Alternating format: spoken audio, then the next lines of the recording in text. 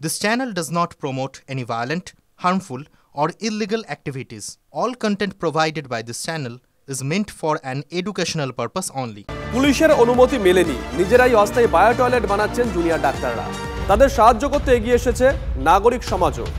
ধর্মতলায় জুনিয়র ডাক্তারদের অনশন মঞ্চে বায়ো টয়লেটের বন্দোবস্তের অনুমতি চেয়ে পুলিশকে ইমেল করা হয়।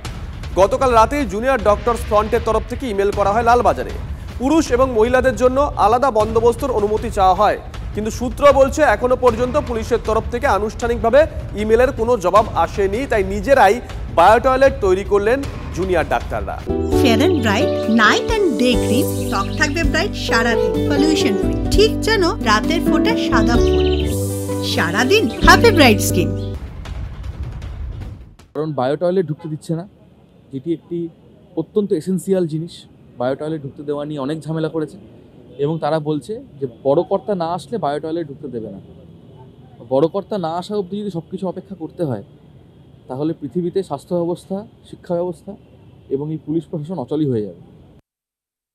ধর্মতলার অনশন মঞ্চে বায়ো টয়লেট বসানোর অনুমতি দেয়নি কলকাতা পুলিশ। এই পরিস্থিতিতে যেভাবে নিজেরা পুলিশ বাধার মুখে পড়ে নিজেরাই শামিয়ানা বেঁধেছিলেন, ঠিক সেই একই কায়দায় তারা নিজেরাই অস্থায়ী শৌচাগার তৈরির চেষ্টা করছেন, অস্থায়ী টয়লেট তৈরির চেষ্টা করছেন। এখানে চিকিৎসকেরা রয়েছেন, চিকিৎসক সঙ্গে নাগরিক সমাজের প্রতিনিধিরা রয়েছেন, সহযোগী ভূমিকা পালন করছেন।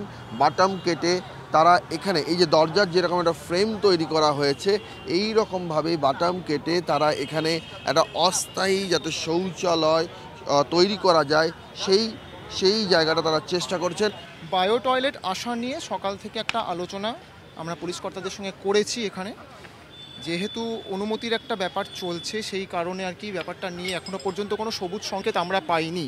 যারা বায়ো টয়লেট আসতে দেয়নি তারা কি সারাদিন টয়লেট চেপে রাখতে পারবে? তারা অনশন চলাকালীন তারা যদি অনশন করে থাকে কখনো, তারা নিজেদের টয়লেট চেপে রাখতে পারবে? একবার তাদের কাছে এই প্রশ্নটা ছুড়ে দিচ্ছি। আমি নিজে সত্যি কথা বলছি, এখনও অবধি আমি কালকের পর থেকে এখনও আমি নিজের টয়লেট করিনি, শুধু এই জ্বালাটা বুকে রেখে আমি কাজ চালিয়ে যাচ্ছি। যত তাড়াতাড়ি আমি সঞ্চয় শেষ করতে পারবো এটা। কিন্তু এখনো পর্যন্ত অনুমতি মেলেনি, তাই তার কথা ভেবে, অনশনকারীদের কথা ভেবে চিকিৎসকরা শুধু নন, নাগরিকরা এগিয়ে এসছে এবং নাগরিকরা এগিয়ে এসে এই অস্থায়ী টয়লেট বানানোর তারা চেষ্টা করছেন। এবারে সমর দাসের সঙ্গে সৌরভ দত্ত, টিভি 9 বাংলা, কলকাতা। আমরা যখন বায়ো টয়লেট নিয়ে আসছিলাম তখন আমাদেরকে বাধা দেওয়া হয়, সেটা জানানো হয়, আপনাদেরকে বলি সেটা আমরা। তারপরে ওনারা একটা মেল করতে বলেন, সেই মেলও আমরা করেছিলাম, কিন্তু তারপরেও কোনো সদুত্তর আসেনি। একসময় জানানো হয়েছিল থানা থেকে যে বড়োবাবু এলে উনি দেখবেন ব্যাপারটা, কোনো রকম কোনো উত্তর আমরা পাইনি। তো যারা এখানে মানুষ আছেন, সাধারণ মানুষ আছেন, রুগী পরিজনরা যারা আছেন, তারা নিজের হাতে এই দায়িত্ব তুলে নিয়ে এখানে একটি অস্থায়ী টয়লেট বানাচ্ছেন। তাদের কাছে আমরা অসংখ্য ধন্যবাদ জানাচ্ছি তাদের।